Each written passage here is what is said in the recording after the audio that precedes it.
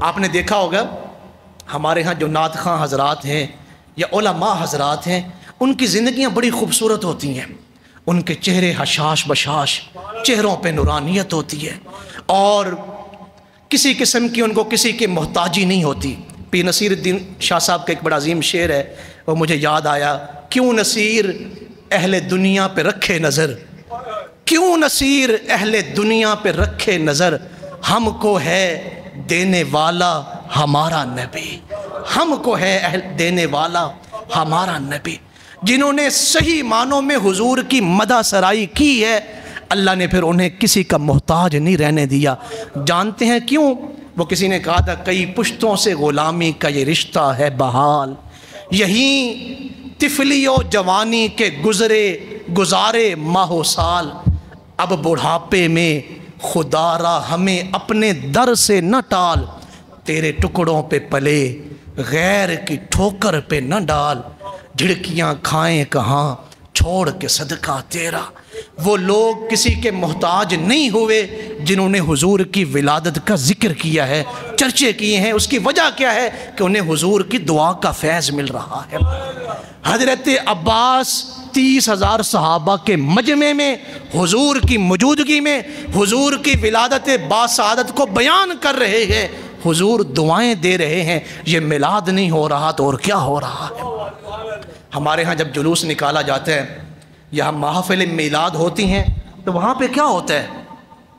حضور کی ولادت کا ذکر ہوتا ہے۔ میں آپ سے آپ کی توجہ چاہوں گا، ایک بہت بڑے محدث ہیں حضرت شاہ ولی اللہ محدث دہلوی رحمۃ اللہ علیہ، چاہے اہل حدیث ہمارے بھائی ہوں یا دیوبندی حضرات ہوں، یہ تمام حضرت شاہ ولی اللہ محدث دہلوی کو مانتے ہیں۔ ان کی کتاب ہے فیوض الرحمان، اب ان کی اردو کی شرح بھی پاکستان میں آپ کو آسانی سے مل جائے گی، فیوض الرحمان۔ آپ فرماتے ہیں ایک سال ربیع الاول شریف میں مکہ معظمہ میں تھا، جب 12 ربیع الاول شریف کا دن آیا تو میں حضور کی جائے ولادت پر گیا۔ آج بھی جو لوگ مکہ شریف میں گئے ہیں وہ جانتے ہیں کہ آج بھی آقا کریم صلی اللہ علیہ وسلم کا وہ گھر موجود ہے جہاں حضور کی تشریف آوری ہوئی ہے، آپ کی ولادت باسعادت ہوئی ہے۔ تو شاہ ولی اللہ محدث دہلوی کہتے ہیں میں آپ کی جائے ولادت پر گیا، میں نے وہاں اہل عرب کو دیکھا کہ وہ مختلف ٹولیوں میں بیٹھے ہوئے ہیں، درود و سلام پڑھ رہے ہیں، اور کئی لوگوں کو میں نے دیکھا وہ حضور کی ولادت کا ذکر کر رہے ہیں، اور آپ کی ولادت کے وقت جو شانیں ظاہر ہوئی تھیں ان شانوں کو بیان کر رہے ہیں۔ تو حضرت شاہ ولی اللہ محدث دہلوی کہتے ہیں میں اس محفل میں شریک ہوا، پھر میں نے ولایت کی نگاہ سے دیکھا اس محفل کے اوپر، حضور کے گھر میں بصیرت کی نگاہ سے دیکھا جہاں حضور کی ولادت باسعادت کی محفل ہو رہی تھی۔ اہل مکہ حضور کا میلاد منا رہے تھے، حضور کی محفل میلاد کر رہے تھے، میں نے ولایت کی نگاہوں سے دیکھا وہاں اللہ تعالیٰ کی رحمتوں کا بھی نزول ہو رہا تھا، وہاں فرشتوں کا بھی نزول ہو رہا تھا۔ کیا مطلب ہے؟ جس جگہ پر حضور کی ولادت باسعادت کا ذکر ہوتا ہے، محفل میلاد ہوتی ہے، وہاں اللہ تعالیٰ کی رحمتوں کا نزول ہوتا ہے۔ آپ کو میں آسانی سے سمجھاؤں، دنیا میں جتنا بھی میں اور آپ وقت گزارتے ہیں یا دیگر محافل یا جلسے ہوتے ہیں، سب سے زیادہ درود و سلام محفل میلاد میں پڑھا جاتا ہے۔ جیسے میں ابھی حضور علیہ السلام کا ذکر خیر کر رہا ہوں تو میں جتنی مرتبہ بھی حضور صلی اللہ علیہ وسلم کا نام لیتا ہوں میں خود بھی درود پڑھتا ہوں، آپ بھی درود پڑھتے ہیں۔ تو جس گھر میں ولادت باسعادت کے حوالے سے محفل میلاد ہوتی ہے وہاں کثرت سے درود و سلام پڑھا جاتا ہے۔ تو جس جگہ پر، جس گھر میں، جس فیکٹری میں، جس محلے میں، جس گلی میں کثرت سے درود و سلام پڑھا، اللہ تعالیٰ کی رحمتوں کا نزول ہوتا ہے۔ کئی صالحین، کئی ہمارے بزرگوں، حضرت محدث ابن جوزی رحمۃ اللہ علیہ نے، یہ کتنے پرانے بزرگ ہیں، ان کے بارے میں پڑھ رہا تھا، وہ کہتے ہیں میں نے اپنی زندگی میں دیکھا اہل عرب کو، چاہے وہ مکہ معظمہ کے لوگ ہوں یا مدینہ منورہ کے لوگ ہوں یا وہ جو ہے وہ یمن اور مصر کے لوگ ہوں یا شام کے لوگ ہوں، محدث ابن جوزی کہتے ہیں میں نے اپنی آنکھوں سے یہ دیکھا ہے کہ ان کی زندگیوں میں میلاد النبی کا مہینہ جب شروع ہوتا ربیع الاول شریف کا تو وہ پہلے دن سے ہی حضور کی محافل میلاد کا اہتمام کرتے تھے۔ اب آپ کہیں گے جی اب تو اہل مکہ اور اہل مدینہ میلاد نہیں مناتے، تو آپ جانتے ہیں اس وقت اہل عرب کی صورتحال کیا ہے، وہ کس قدر مسلمان رہ گئے ہیں۔ انہوں نے تو حضور کے عظیم ہستیوں کے مزارات باقی نہیں رہنے دیے، ان سے آپ کیا توقع کریں گے کہ وہ حضور کا میلاد منائیں گے؟ پوری دنیا میں جہاں کہیں بھی جائیں، سعودی عرب کے علاوہ دنیا میں اور بھی مسلم ملک بھی ہیں، عرب ملک بھی ہیں، میں بذات خود کئی ملکوں میں گیا ہوں، یہ قریب زمانے میں اردن میں جب گیا، یہ بھی عرب ملک ہے، لیکن وہاں پر صحابہ کرام کے مزارات موجود ہیں، لیکن اہل عرب نے یہ جو موجودہ وہاں کی حکومت ہے، تمام کتنی عظیم عظیم ہستیوں کے مزارات کے اوپر انہوں نے بلڈوزر پھیر دیا۔ کیا فرق پڑتا ہے؟ سیدنا حضرت امیر حمزہ کی جو ساتھی میرے ساتھ تھے، دیوار لگا دی، جالی لگا دی ہے انہوں نے، میں نے کہا کیا فرق پڑتا تھا ان بد نصیبوں کو اگر حضور کے چچا سید الشہداء کی قبر کا نشان رہنے دیتے، نشان تک مٹا دیے ہیں، آپ ان کو دلیل بنا کے کہہ رہے ہیں کہ وہ میلاد نہیں مناتے تو ہم بھی نہیں منائیں گے۔ ذرا ان کی حالت ایمان تو دیکھیں، پھر ذرا اپنے آپ کو دیکھیں، ان کے پیچھے نہ چلیں۔ میں عرض یہ کر رہا تھا کہ محدث ابن جوزی نے ان تمام ملکوں میں، یہ جو عرب کے ملک ہیں، فرمایا میں نے اپنی زندگی میں دیکھا ہے کہ وہ حضور کا میلاد مناتے، محافل کراتے، نئے کپڑے پہنتے، عطر لگاتے، جب 11 ربیع الاول شریف کی شب آتی تو پورے ماحول کو خوشبو سے معطر کرتے تھے کہ یہ حضور کے تشریف آوری کی گھڑیاں آ رہی ہیں۔ ہندوستان میں اودھ ایک علاقہ ہے، اودھ، وہاں کے بہت بڑے بزرگ تھے، حضرت شاہ فضل الرحمن مراد آبادی، گنج مراد آبادی رحمۃ اللہ علیہ۔ دیوبندی حضرات ان کی بہت زیادہ پیروی بھی کرتے ہیں اور ان کو مانتے بھی ہیں۔ 105 سال انہوں نے عمر پائی ہے، لمبی عمر پائی ہے انہوں نے، اور یہ 1895 میں ان کا وصال ہے، ہندوستان میں ان کا مزار ہے، حضرت شاہ فضل الرحمن مراد آبادی۔ انہوں نے اپنا واقعہ خود لکھا ہے جو بڑا ایمان افروز ہے۔ کہتے ہیں میں ایک مرتبہ ہندوستان میں ایک گلی میں چل رہا تھا رات کے وقت، وہاں میلاد شریف کا مہینہ تھا، ربیع الاول شریف کا، تو کچھ لوگوں نے، اس دور میں یہ لائٹیں تھیں نہیں، تو کچھ لوگوں نے اپنے گھروں کے باہر، دیواروں کے باہر چراغ جلائے ہوئے تھے، دیے، مٹی کے دیے جلائے ہوئے تھے۔ چلتے ہوئے ایک مولانا صاحب مجھے ملے، انہوں نے مجھے روکا اور کہا شاہ فضل الرحمن مراد آبادی، آپ اتنے بڑے عالم دین بھی ہیں اور اتنے بڑی ہستی بھی ہیں، یہ اندر میلاد شریف کی محفل ہو رہی ہے، باہر دیے جل رہے ہیں، یہ بدعت ہے، آپ ان کو سمجھائیں کہ یہ دیے نہ جلایا کریں، یہ جگمگ اور یہ روشنی نہ کیا کریں۔ تو شاہ فضل الرحمن مراد آبادی رحمۃ اللہ علیہ بہت بڑے عالم دین بھی تھے، انہوں نے کہا اچھا یہ دیے جلانا، حضور کی آمد پر روشنی کرنا، یہ بدعت ہے؟ اس نے کہا بدعت ہے۔ تو آپ نے فرمایا اگر بدعت ہے پھر تم ان دیوں کو بجھا دو۔ اس نے کہا حضرت اندر محفل ہو رہی ہے، اگر میزبان باہر آیا تو وہ میرے ساتھ لڑائی کرے گا کہ میں نے دیے جلائے تھے تم نے بجھائے کیوں؟ تو آپ نے فرمایا جو محفل پاک کروا رہا ہے، جس نے باہر دیے جلائے ہیں، وہ میرا مرید ہے، میرا عقیدت مند ہے، میں یہیں پہ کھڑا ہوتا ہوں، تم دیے بجھا دو، اگر وہ باہر آئے گا کوئی بات کرے گا تو میں اسے سنبھال لوں گا، تمہیں کچھ نہیں کہے گا۔ وہ بڑے شوق سے آگے بڑھا ہے، تو شاہ فضل الرحمن مراد آبادی، گنج مراد آبادی رحمۃ اللہ علیہ کہتے ہیں اس نے جس دیے کو بھی بجھانے کی کوشش کی ہے، ادھر وہ پھونک مارتا تھا، وہ دیا اور تیز جلتا تھا، وہ کئی دیر تک دیوں کو بجھانے کی کوشش کرتا رہا ہے لیکن وہ دیوں کو بجھا نہیں سکا۔ تو شرمندگی کے ساتھ میرے پاس واپس لوٹا، کہا حضرت یہ تو نہیں بجھ رہے، میں نے کوشش کی ہے بجھانے کی، میں اسے بجھا نہیں سکا۔ اور یہ حضرت شاہ فضل الرحمن مراد آبادی بہت بڑے اللہ والے تھے، تصوف میں بہت بڑا مقام ہے۔ ہمارے پاکستان میں حزب الاحناف بڑا مشہور ادارہ تھا، پیر سید دیدار علی شاہ صاحب جنہوں نے غازی علم الدین کی نماز جنازہ پڑھائی تھی، وہ ان کے مرید ہیں۔ حضرت سید دیدار علی شاہ صاحب کے جو پیر ہیں وہ شاہ فضل الرحمن گنج مراد آبادی ہیں، جن کی بات میں آپ کو سنا رہا ہوں، جن کے جو مرید ہیں وہ اتنی بڑی ہستی ہیں، تو ان کے پیر کتنے بڑی ہستی ہوں گے۔ تو اس نے شرمندگی سے کہا حضرت نہیں بجھ رہے، تو شاہ فضل الرحمن مراد آبادی گنج مراد آبادی نے فرمایا اگر یہ نہیں بجھ رہے نا، حضور کی آمد پر جو چراغ جل رہے ہیں، اگر یہ نہیں بجھ رہے تو پھر یہ جان لو یہ اللہ کی مرضی سے جل رہے ہیں۔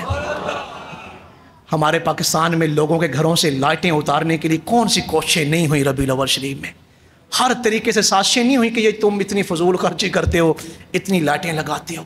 سعودیہ میں یوم الوطنی منایا گیا تو کروڑوں اربوں خربوں خرچ کیے گئے، کسی نے فتویٰ نہیں لگایا۔ اور ہمارا ملک جس دن آزاد ہوا تو کتنے ہم جشن آزادی مناتے ہیں، کسی کو کوئی مسئلہ نہیں ہے۔ تو جس دن پوری انسانیت کو بالخصوص ہمیں دوزخ سے آزادی ملی ہے حضور کی آمد پر، اس دن خوشی منانے پہ ہمیں کہا جا رہا ہے یہ تم چراغ کیوں جلا رہے ہو؟ مٹتے ہیں مٹ جائیں گے، مٹ گئے ہیں مٹتے ہیں مٹ جائیں گے عادات تیرے، نہ مٹا ہے نہ مٹے گا کبھی چرچا تیرا۔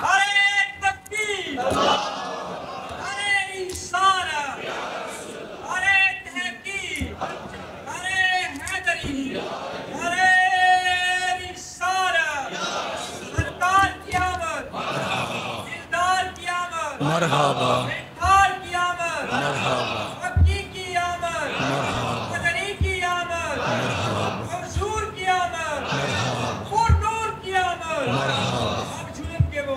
مرحبا۔ میں آخری بات آپ سے کرنے لگا ہوں، گفتگو ختم ہو رہی ہے۔ ایک دن میں نے اور آپ نے اس زندگی کو چھوڑنا ہے، قبر میں ہم نے چلے جانا ہے۔ مجھے بتائیں جس دن ہم قبر میں جاتے ہیں کون سی نعمت ساتھ لے کے جاتے ہیں؟ جو لوگ ہمیں قبر تک لے گئے وہ ہمیں قبر میں ڈال کے واپس آ گئے۔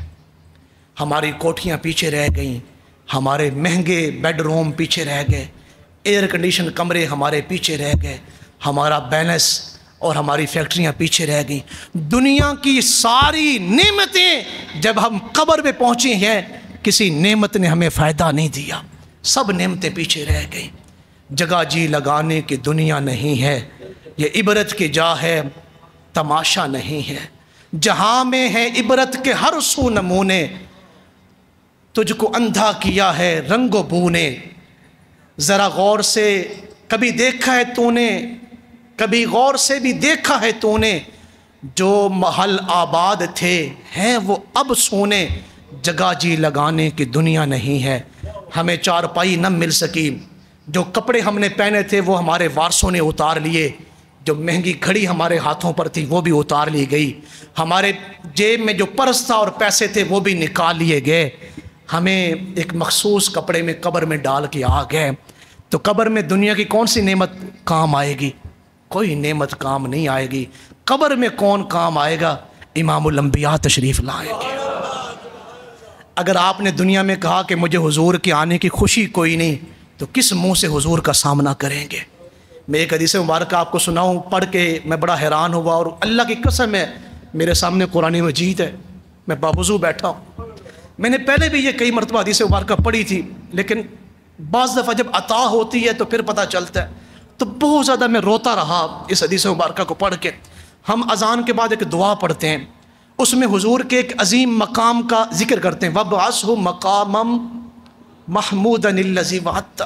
یہ مقام محمود کیا ہے؟ آپ نے کئی مرتبہ سنا ہوگا، اللہ کا جو تخت ہے نا، اللہ کے تخت کے ساتھ حضور نے فرمایا میری کرسی لگے گی، یہ شفاعت کبریٰ کا مقام ہے۔ پھر حضور نے فرمایا میں اس پہ بیٹھوں گا نہیں۔ اس سے اگلی بات میں نے حدیث مبارکہ میں پڑھی، بڑی ایمان افروز، جس پر میں بہت رویا، اور پھر میں شکر گزار بھی ہوا کہ اللہ تعالیٰ نے ہمارے اوپر حضور کی صورت میں کتنا بڑا کرم کیا ہے۔ حضور نے فرمایا مقام محمود پر اللہ کے تخت کے میں بائیں طرف کھڑا ہوں گا، اور سیدنا حضرت ابراہیم دائیں طرف کھڑے ہوں گے۔ جہاں اللہ کی کرسی ہے حضرت ابراہیم دائیں طرف کھڑے ہوں گے، میں بائیں طرف کھڑا ہوں گا۔ پھر حضور نے ارشاد فرمایا جس طرف حضرت ابراہیم کھڑے ہیں دائیں طرف جنت اس طرف ہے، اور جس طرف میں کھڑا ہوں دوزخ اس طرف ہے۔ میں دوزخ کی طرف کھڑا ہوں گا، حضرت ابراہیم جنت کی طرف کھڑے ہوں گے۔ تو صحابہ کرام نے عرض کی ہمارے ماں باپ آپ پہ قربان، آپ جنت والی سائڈ پہ کیوں نہیں کھڑے ہوں گے، دوزخ والی سائڈ پہ کیوں کھڑے ہوں گے؟ ایک جملہ سنیں، اس کے بعد فیصلہ کریں کہ آپ کو حضور کی آمد پہ خوشی ہے کہ نہیں، یہ آپ پہ فیصلہ چھوڑ رہا ہوں۔ تو صحابہ نے عرض کی یا رسول اللہ صلی اللہ علیہ وسلم آپ جنت والی سائڈ پہ کیوں نہیں کھڑے ہوں گے، دوزخ والی سائڈ پہ کیوں کھڑے ہوں گے؟ حضور نے فرمایا میری دوزخ پر نظر رہے گی کہ جب میرا کوئی امتی دوزخ میں جانے لگے گا تو مجھ سے دیکھا نہ جائے گا۔ اشفع لہم میں فوراً شفاعت کروں گا اس کی۔ آج وہ امتی پوچھ رہا ہے کہ حضور کے آنے کی خوشی ہے کہ نہیں؟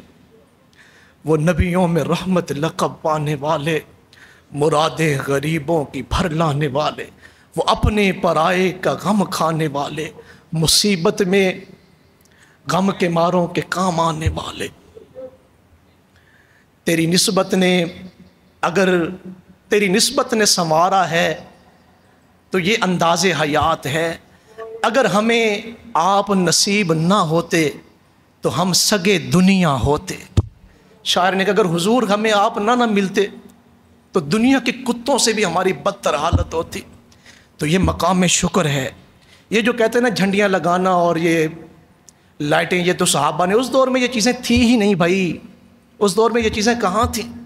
جیسے کوئی کہے جی مسجد حضور نے تو چھت ڈالی تھی مسجد کی چھڑیوں سے، آپ بھی چھڑیوں والی چھت ڈالیں، تو آپ کہیں گے بھئی اب زمانے نے جدت آ گئی ہے۔ تو حضور کی میلاد پہ خوشی منانا، شکرانہ ادا کرنا، یہ تمام صحابہ کا اور نیک صالحین کا عمل ہے، خود حضور کا بھی عمل ہے۔ زمانہ چینج ہوتا رہا، طریقے چینج ہوتے رہے۔ جس نے اپنے گھر میں لائٹیں لگائی ہیں اللہ اسے اجر دے، جس نے نہیں لگائیں وہ ضرور لگائے، چاہے ایک لڑی ہی لگا لے۔ بڑی محافل نہیں کروا سکتے، چھوٹی محفل اپنے گھر میں اپنے بچوں میں بیٹھ کے کر لے۔ جس دن جس گھر میں حضور کی، علامہ اسماعیل حقی نے روح البیان میں لکھا ہے، جس گھر میں حضور کی محفل میلاد ہوتی ہے پورا سال اللہ کی رحمتوں کا نزول ہوتا ہے۔ اللہ تعالیٰ ہمیں شکر گزاروں میں بنائے، اللہ تعالیٰ ہمیں حضور کی محبت کاملہ نصیب فرمائے۔ وما علیہ الا البلاغ المبین۔